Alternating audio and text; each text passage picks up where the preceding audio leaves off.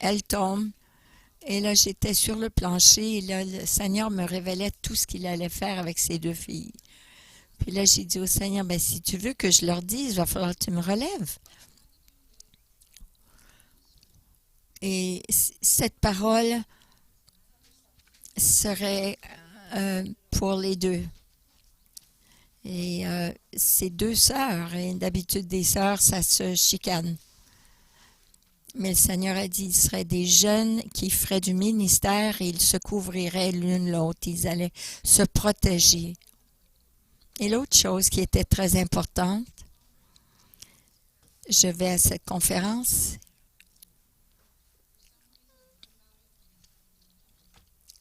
et ça s'appelle Une chose avec Mike Bickle. Et depuis 99, à tous les années, j'y retourne et j'amène des gens avec moi.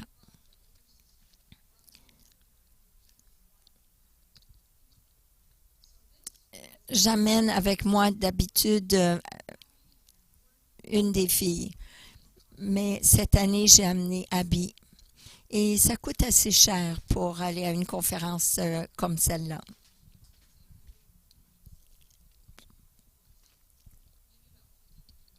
Ça fait, bon, ça coûte à peu près 1500 $ et cette jeune-là, elle avait épargné ses sous.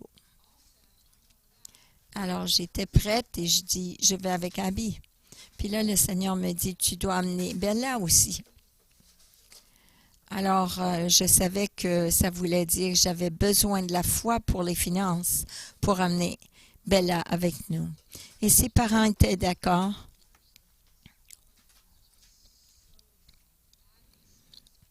Abby et Bella sont donc pas mal excités. Elles avaient leur billet. Et à la fin du service, quelqu'un est venu me voir pour dire combien d'argent est-ce qu'elle a besoin. Je ne sais pas pour votre église, mais dans notre église, ça n'arrivait jamais. Et là, cette personne, elle a donné un chèque pour couvrir toutes les dépenses de la jeune fille. Et puis là, quelqu'un d'autre est venu donner 100 $ pour toutes ses dépenses. Et ces deux avaient une liste. Ils voulaient avoir des photos avec les prédicateurs, avec Todd White. Il leur fallait une photo avec un leader de jeunesse, celui qui amenait l'adoration.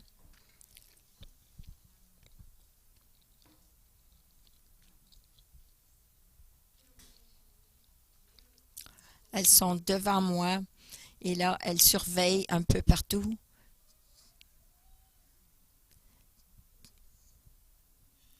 Puis là, je me suis mis à crier, « Oh, Todd White est là! »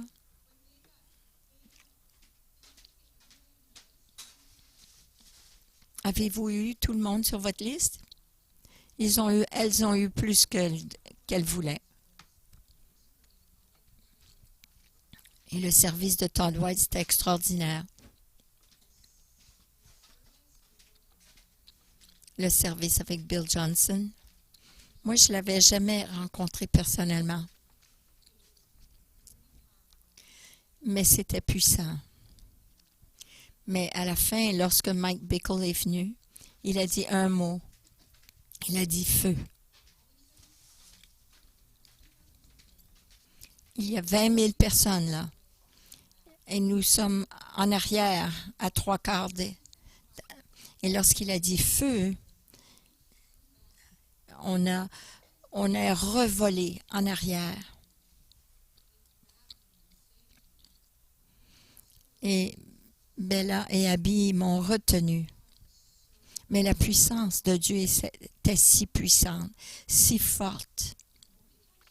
Il n'y a personne qui nous a touchés, c'est le Saint-Esprit.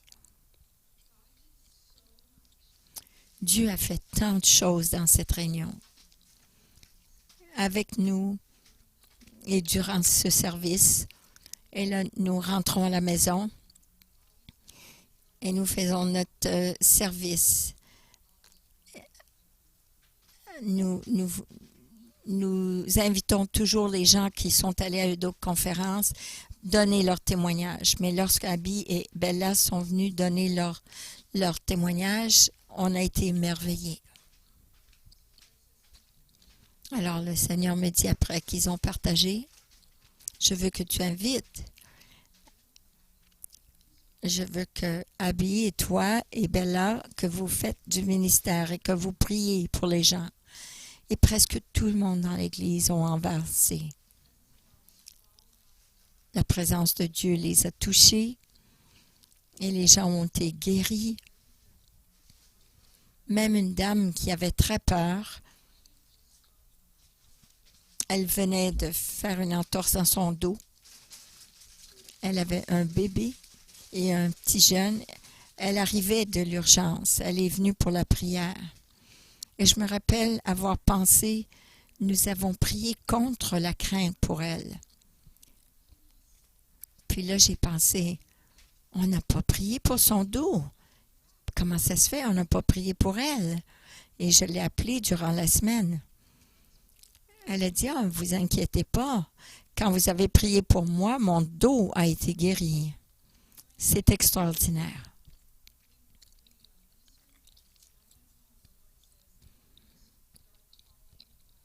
Et lorsque je suis arrivée à la maison, le Seigneur m'a dit, je veux que tu appelles des pasteurs de d'autres églises et que tu amènes les jeunes filles avec toi dans ces églises pour faire du ministère. Dieu les utilise et l'onction de Dieu, le feu de Dieu est présent.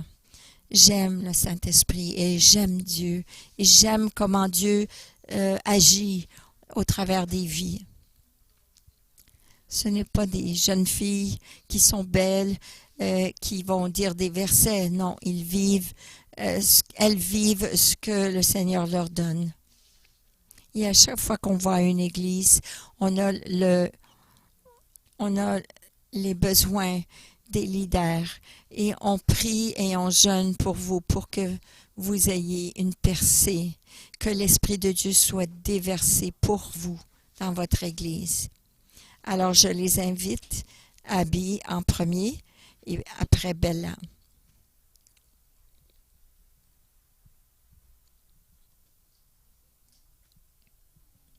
Bonjour.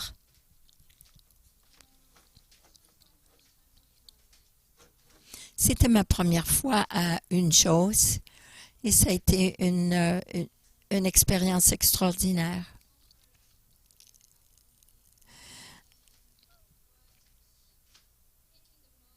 Ce qui m'a touché le plus et qui m'a mis en feu, c'est que Todd White, lorsqu'il prêchait,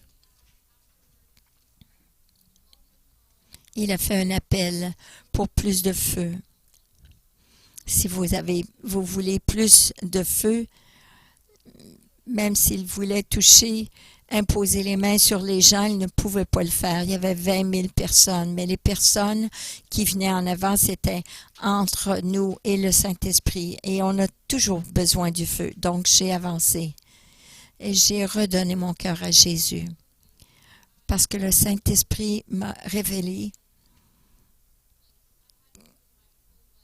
que je n'avais pas vraiment soumis complètement ma vie et que j'étais tiède, qui est un endroit dangereux, parce que je croyais que j'étais croyante et que j'étais confortable dans ma vie chrétienne, mais j'étais tiède. Mais ça dit dans la parole que lorsqu'on est tiède, il nous crache de sa bouche. Et ça, c'est un endroit dangereux. Alors le Saint-Esprit a commencé à déverser son feu sur moi. Et depuis ce temps-là, je suis vraiment changée. J'allais à l'église, ah oui, je chantais,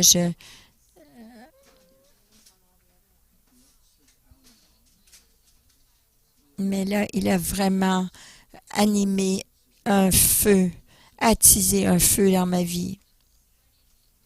Et puis là, maintenant, c'est moi qui le partage avec d'autres.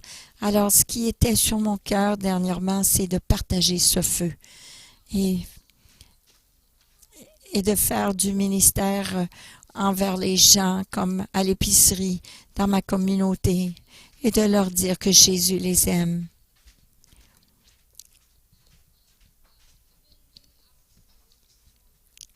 Et je demande au Seigneur qu'il me donne plus d'audace, parce que ça prend du courage de partager que Jésus les aime. On ne sait pas comment les gens vont réagir. Mais c'est vraiment un plaisir à faire. Lorsqu'on était au Vermont et qu'on faisait du ministère, on était dans un endroit, une zone de plaisir. Il y avait un centre de divertissement. Et puis là, on sentait qu'on devait prier pour lui. On lui a demandé, est-ce qu'on peut prier pour toi que tu boites? Et il était sous choc de savoir que les gens lui demanderaient est-ce qu'on peut prier pour toi. Il a dit oui, continue. On n'a pas vu qu'il a été guéri, mais on croit qu'il a été guéri. Il était tellement reconnaissant que quelqu'un fasse attention à lui, remarque qu'il boitait et prendrait le temps de venir lui offrir de prier pour lui. Alors on ne sait jamais ce que cette personne peut vivre. Et on ne sait pas l'impact. On ne sait pas si cette personne va retourner chez lui et vouloir se suicider. Parce que vous savez, il y a des gens qui vivent dans la tristesse, dans la crainte. Et nous, on a la lumière, on a le Seigneur en nous et on peut apporter de la joie.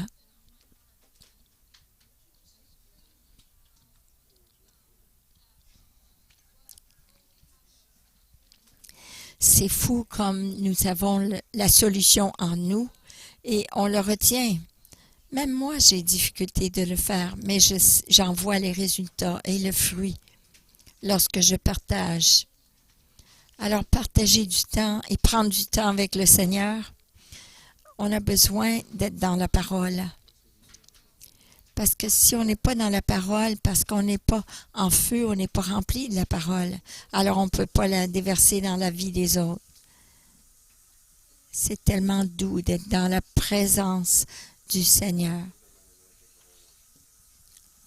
Je vous encourage à chacun de vous de le faire.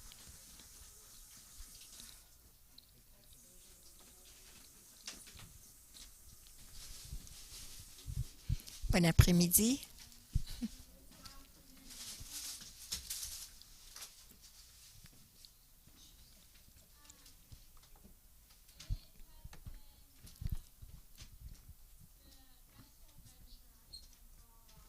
C'est la meilleure aventure sur laquelle j'ai été.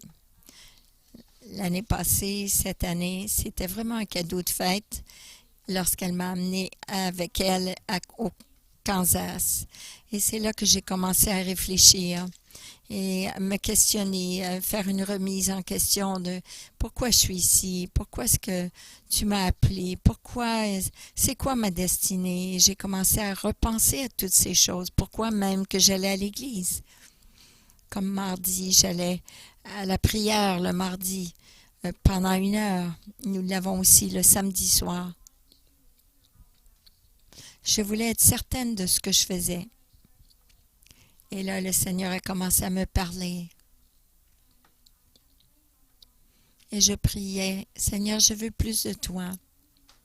Et là, il m'a répondu, oui, il m'a dit, si tu veux plus de moi, tu dois mettre du temps de côté et laisser de côté ce que toi tu veux faire. Et pendant longtemps, j'ai réfléchi à cela. C'est mettre de côté ta carrière, tes rêves, les choses que toi tu penses que tu veux et non ce qu'il veut. Alors ça, c'était tout un processus de réfléchir là-dessus. Ça, c'est avant qu'on parte, 1 semaine avant qu'on parte. Et finalement, j'ai dit oui, je vais faire cela. Et lorsque je suis allée à la conférence, une chose, Dieu m'a changé complètement, m'a transformée. Nous avions Todd White le matin et Bill Johnson le soir. Et j'ai avancé avec Abby et je pleurais devant le Seigneur le matin. Et le soir, lorsque Bill Johnson a prêché, Et lorsque Mike Bickles a dit le feu, j'étais sur le plancher. C'est comme si j'étais même pas dans la pièce, que j'étais face à face avec Dieu. Il n'y avait personne d'autre là. Même si j'étais là avec 20 000 personnes, j'étais la seule là. Et là, il me donnait des paroles prophétiques, des choses que ça m'a dit, tu t'es mis dans une boîte que j'ai pas créée. Tu dis que tu ne peux pas faire ceci ou cela lorsque je suis le Dieu de l'impossible. Puis là, je me suis mis à me repentir, dire, Seigneur, je veux faire ce que tu veux. Enlève-moi mes vieilles pensées et remets des nouvelles pensées en moi. Le changement a été extraordinaire. Et puis là, j'ai dit, oh, c'est pour de vrai. Et ce soir-là, il a dit de prier pour les gens qui étaient à côté de nous. Puis là, je me suis mis à prier pour eux. Puis là, j'ai senti une main sur mon dos. Et je me tourne pour voir qui priait pour moi. Et il n'y avait personne. Il n'y avait personne là. Mais il y avait quelqu'un qui posait la main sur mon dos. Je ressentais cette main. J'ai pas un problème de dos. Je ne sais pas c'est quoi. Ça, c'est extraordinaire. Là, on retourne à notre chambre d'hôtel. Mais là, c'était le bas de mon dos, mais que mon dos avait des picotements, il était chaud, mais là, c'était tout mon dos. Pas le bas de mon dos, mais tout mon dos. Alors, on m'a dit, ben juste reçois ce que le Seigneur est là pour toi.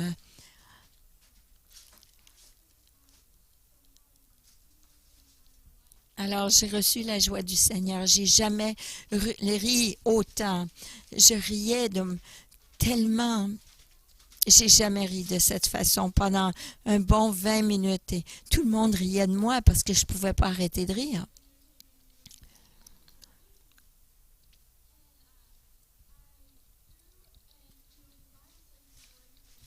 La Bible dit, la joie du Seigneur est ma force.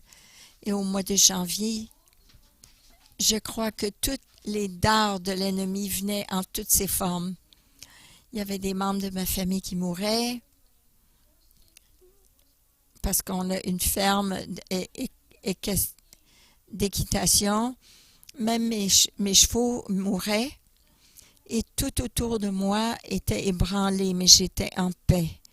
Ça faisait rien. Ce qui se produisait autour de moi, je savais que Dieu était à mes côtés, qu'il était avec moi. Et j'avais sa paix. Il n'y avait rien qui m'ébranlait. Et j'étais toujours joyeuse. Et c'était merveilleux. Et au travers de cette année, nous sommes au mois de juillet, alors ça fait 6 mois que nous sortons. Et le Seigneur est si fidèle que lorsque nous pensons, lorsque je lui demande pour plus, il me donne encore un petit clin d'œil de qui il est. C'est la meilleure chose que j'ai jamais fait, c'est de dire oui à Dieu. Et j'ai dit oui, je vais faire ceci. Mes amis que j'avais avant, ils pensent que je suis folle. Ils disent, il n'y a rien que tu dis qui fait du sens. Rien que tu décides fait du sens. Mais ils ne peuvent pas comprendre. Et ça ne me fait rien. Ça n'a pas d'importance parce que j'ai pris ma décision et c'est de cette façon que je vais vivre maintenant et la décision que je vais prendre. Mais je ne savais pas que lorsque je dirais oui, ce soir-là, que je serai ici aujourd'hui à partager cette expérience avec vous. On ne sait pas. Une partie que j'ai appris, c'est de marcher par la foi. C'est de faire ce premier pas, de faire cela, même si je ne vois pas le chemin de l'autre côté. Je ne sais pas le plan de Dieu, mais je vais le faire, même si je ne le vois pas. Je ne savais pas que cette personne allait écrire ce chèque pour aller à la conférence. Je ne savais pas que ces choses allaient se produire, mais j'ai dit, Seigneur, je vais te faire confiance et je vais te laisser faire ce que tu veux et je vais te laisser être Dieu dans ma vie. Oui, ça a été difficile de laisser déposer toutes ces choses parce que je suis complètement différente de ce que les gens pensent de moi. Et tout le processus de mes pensées ont changé, ma façon de penser. Mais ça a été une chose extraordinaire. Et Abby et moi, nous sommes meilleurs amis. Et mais maintenant, lorsqu'elle veut aller se coucher, que je rentre dans sa chambre, on parle jusqu'à minuit. On a des choses, des, on jase ensemble. Euh, j'ai une nouvelle amie. J'ai elle, ma sœur. Nous allons dans la même direction et nous sommes une équipe. Et Dieu nous a connectés ensemble. Et si j'ai besoin de quelque chose, je vais la voir. Comme l'autre soir, j'étais dans un temps difficile, mais elle a commencé à citer des versets.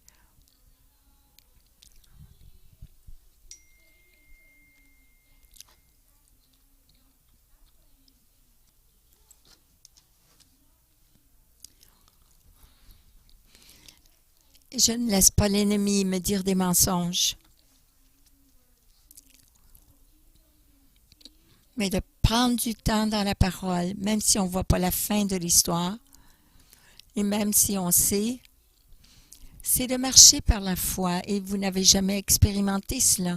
Mais cette année qui vient de passer, j'ai dit au Seigneur, tu peux faire ce que tu veux, et de le laisser. Il nous a créés.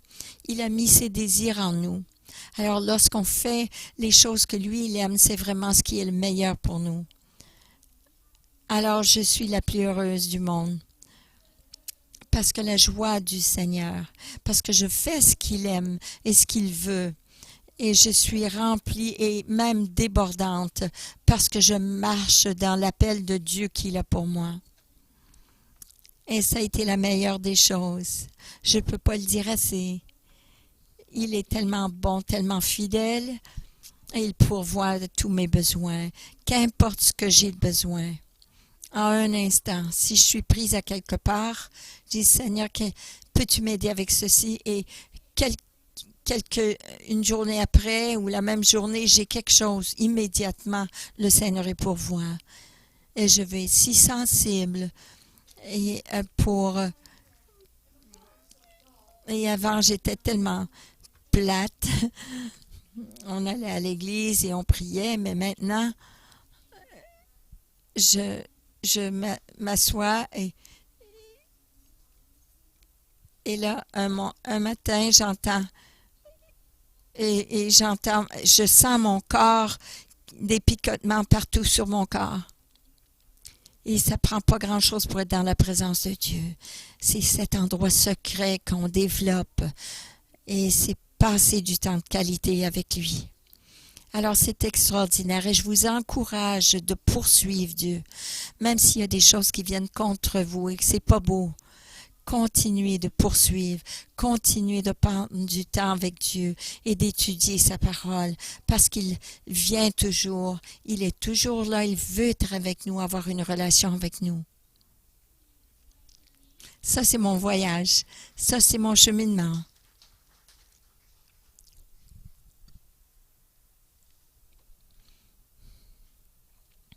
Qu'est-ce que je vous ai dit?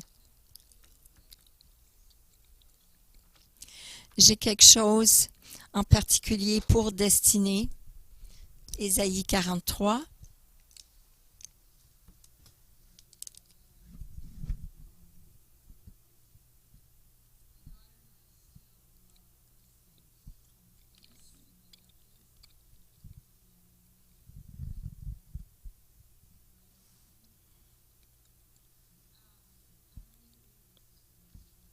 Je crois vraiment que c'est pour cette Église.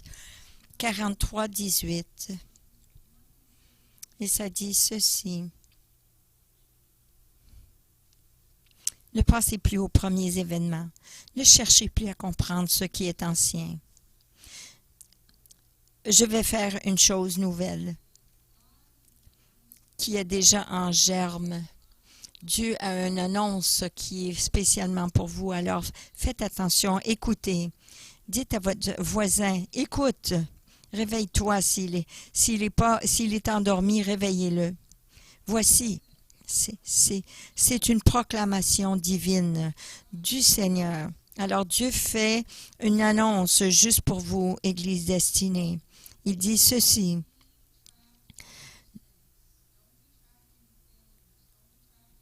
Ne restez pas dans vos craintes, vos frustrations. Je vais faire une chose nouvelle qui est déjà en germe. Ne la remarquerez-vous pas? Je vais tracer un chemin en plein désert et mettre des fleuves dans les endroits arides. Les animaux sauvages, les chacals, les autruches me rendront gloire. Lorsque les choses sont impossibles, Dieu rend les choses impossibles possibles. J'ai aimé le dernier chant qu'on a fait tout à l'heure. Lorsque vous marchiez avec Dieu, vous pouvez regarder quelqu'un qui partage et qui a l'onction sur eux, et vous pouvez penser, oh, leur vie doit être extraordinaire. Ils n'ont jamais eu de misère. Non, ils ont eu beaucoup de misère. Et eux, comme David, ont une histoire avec Dieu. Et ils connaissent Dieu dans le lieu secret, et Dieu a été avec eux. Il leur a donné leur percée d'une façon qu'il n'y a jamais eu de chemin. Dieu dit, c'est moi qui le fais. Maintenant, regardons Ésaïe 42 et 9. Encore une proclamation divine. Et verset 9. Il ne faut pas manquer cela.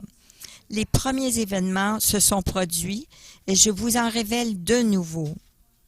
Je crois qu'il ne veut pas que nous regardons en arrière à nos échecs, même nos succès, nos réussites. Je me rappelle comme jeune fille à l'église où j'allais et on chantait, on parlait et on chantait du vieux temps, mais le Seigneur cherche toujours un nouveau chant. Il cherche pas les anciens chants, non, il cherche des nouveaux chants. Dieu ne cherche rien de vieux, il cherche quelque chose de nouveau et de frais, rafraîchissant.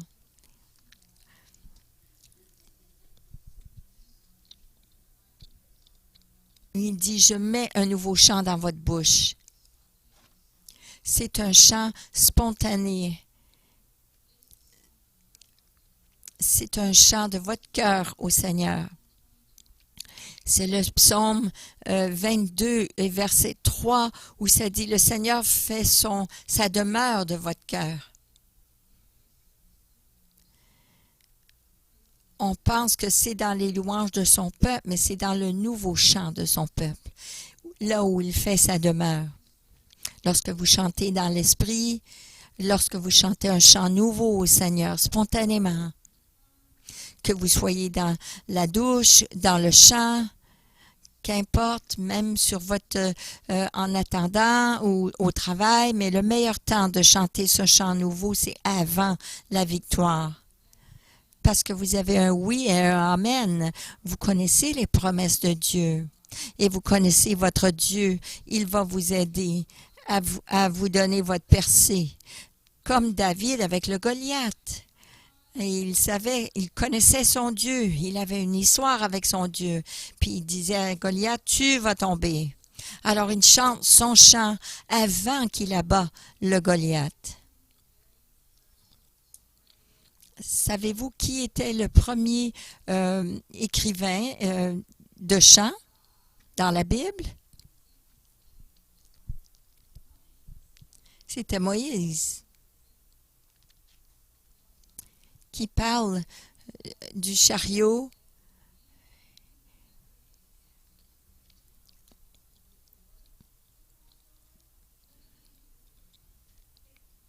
Qu'est-ce qu'ils ont fait avant de traverser la mer Rouge?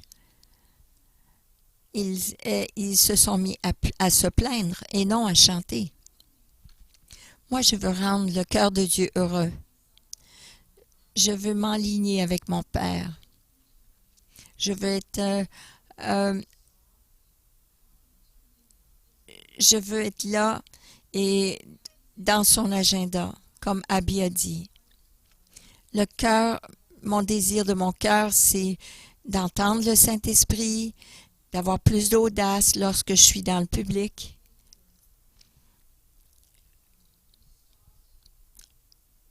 En chemin ici, on a arrêté à un endroit à Errol, New Hampshire. Ils avaient un Subway, puis ils avaient un autre... et il y avait beaucoup de camping et il y avait beaucoup de camions aussi. Puis là, on a pris notre lunch pour arriver plus vite. Puis un homme âgé qui est venu nous dire, est-ce que je peux venir m'asseoir? On est un gros groupe, alors on est heureux, on se met à parler. Et ce vieil homme vient, il me regarde et dit, est-ce que ça vous dérange que je m'assoie là? Puis j'ai dit, ah non, viens-t'en. J'ai commencé une conversation avec lui.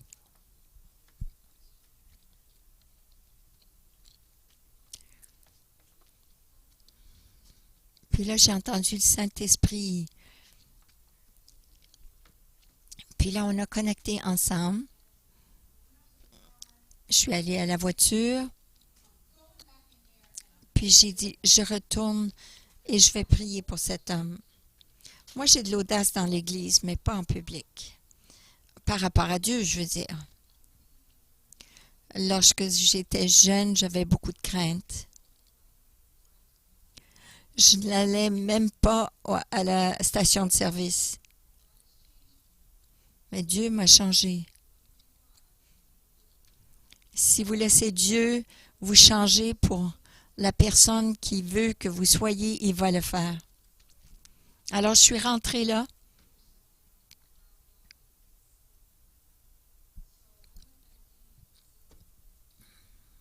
Alors, je suis rentrée.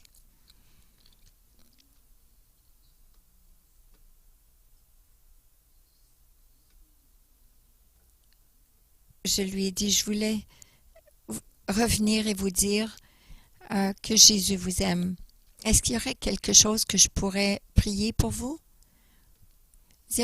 Il dit, oh, c'est correct que vous pensez cela, que vous croyez cela, mais moi, je ne crois pas ça. Ma fille est morte quand elle avait 6 ans. Et les gens disent,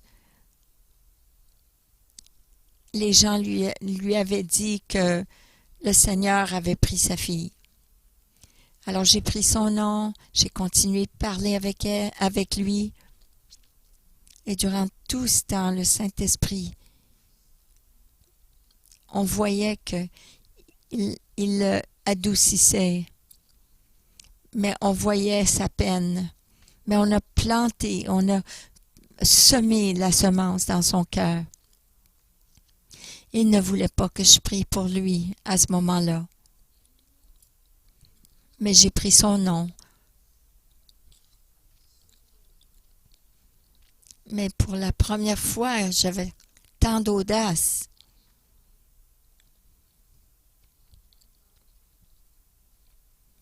Et j'ai vu Todd White.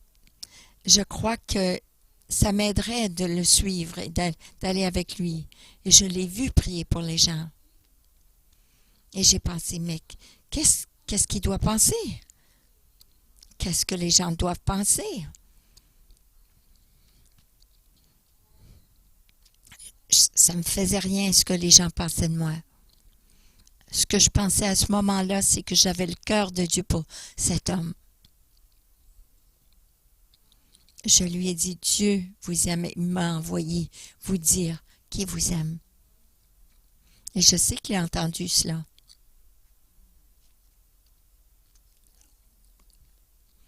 Alors, Église destinée, il veut que vous sachiez que les événements du passé sont terminés et les choses qu'il déclare sur vous alors vous avez un événement qui doit s'en venir. Alors vous ne devez pas regarder à vos défaites, à vos frustrations, à vos échecs et les choses que vous êtes, vos culpabilités, mais voici ce qui s'en vient pour votre vie. Vous devez vous préparer. Préparez-vous et dites à votre voisin, prépare-toi. Je sais que vous pouvez le dire encore avec beaucoup plus d'enthousiasme. Prépare-toi. Et des nouvelles choses que je déclare. Je fais des nouvelles choses dans ta vie. Je te l'annonce dans ta vie, dans ta famille, dans ton église. Ton église, ta famille, église. Est-ce que vous connaissez Karen Wheaton? C'est un pasteur. Elle a un ministère qui s'appelle le Ramp à Alabama.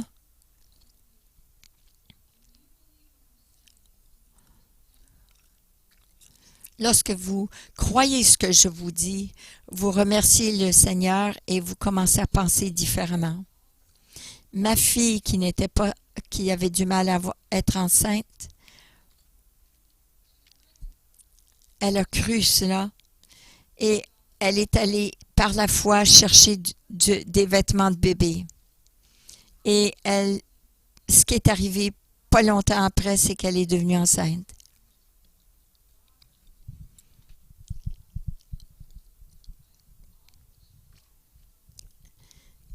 Et il y a une femme une jeune fille, et cette dame qui s'appelait Karen, qui a commencé à prier pour sa fille parce que sa fille avait vraiment viré sur le top. Et lorsqu'elle s'est mise à prier, à intercéder, son mari sortait. Elle criait, reviens à la maison. Et sa fille avait été dans le ministère avec elle toute sa vie, mais pendant 2 ans, à chaque fois, à tous les 2-3 mois qu'elle entendait un mauvais rapport de mauvaises nouvelles de sa fille, et là, elle recevait un texte de son ami fidèle qui écrivait une petite parole prophétique pour l'encourager, qui serait exactement ce qu'elle avait besoin pour se tenir et pour intercéder.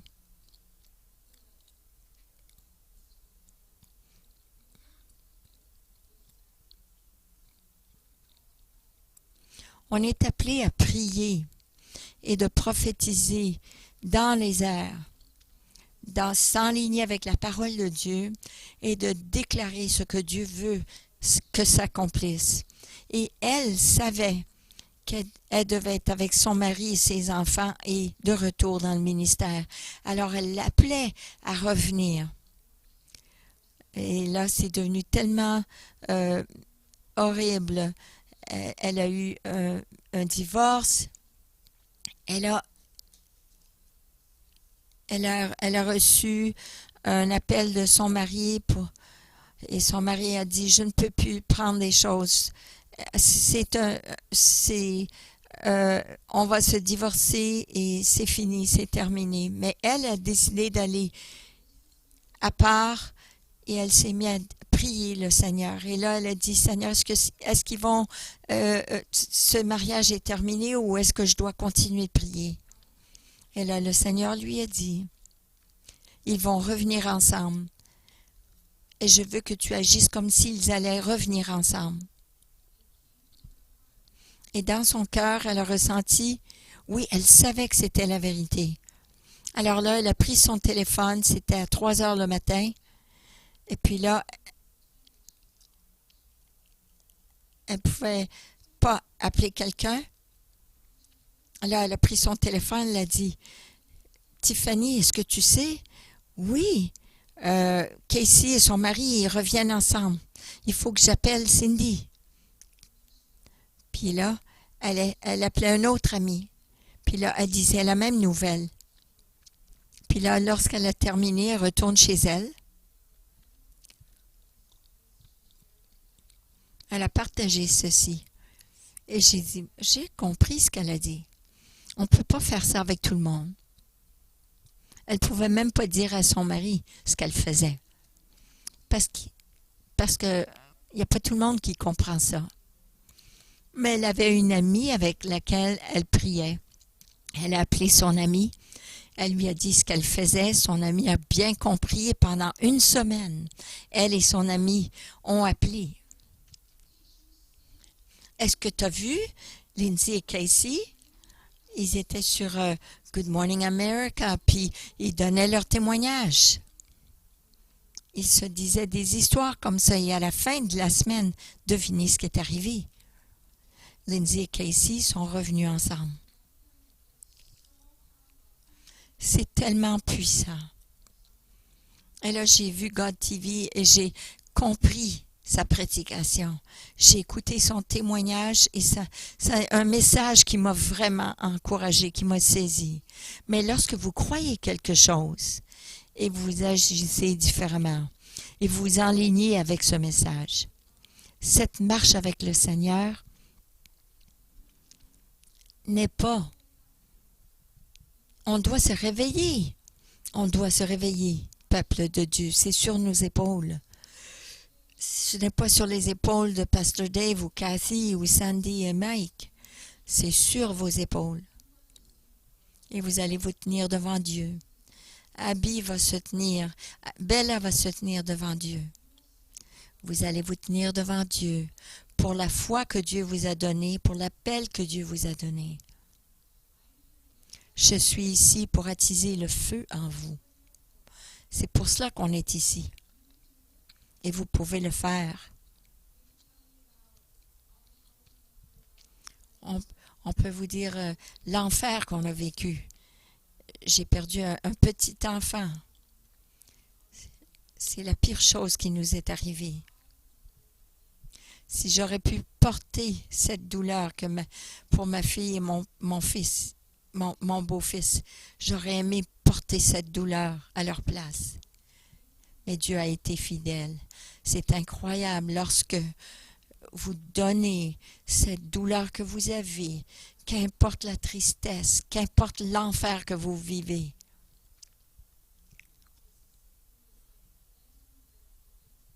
Vous connaissez Graham Cook? J'ai vu cela sur YouTube. J'aurais aimé savoir ça il y a bien des années, mais Graham Cook, il a commencé ses réunions prophétiques lorsque le prophétique, comme il avait beaucoup d'opposition à ce moment. Et ces 3 hommes, ils venaient, ils payaient pour être présents à ces réunions, puis là, ils sortaient, ils le suivaient partout et ils disaient des choses malignes de lui. Ils étaient dans sa classe pour le suivre partout et pour commérer à son sujet. Puis là, il a commencé à prier à Dieu et de dire au Seigneur, « Seigneur, retire-les d'ici. » Et plusieurs années ont passé. Et là, un jour, il a eu un rêve ou une vision. Puis là, il est au ciel. Je crois que c'est Graham Cook et le trône.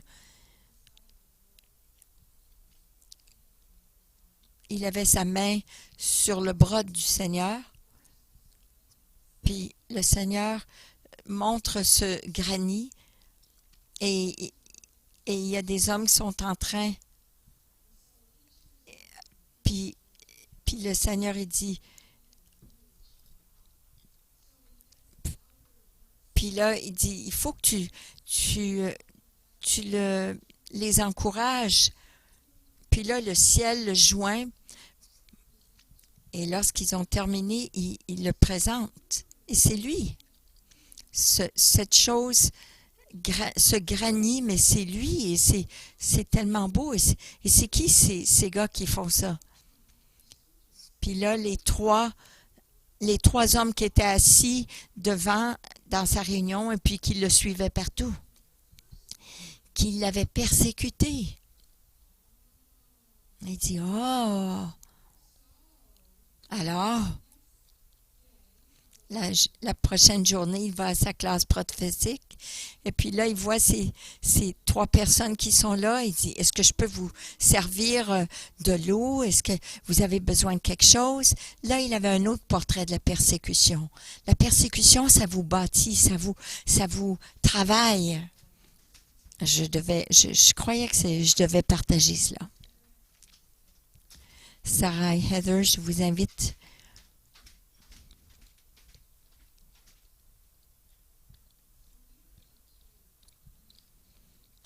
On aimerait maintenant faire du ministère pour vous, prier pour vous.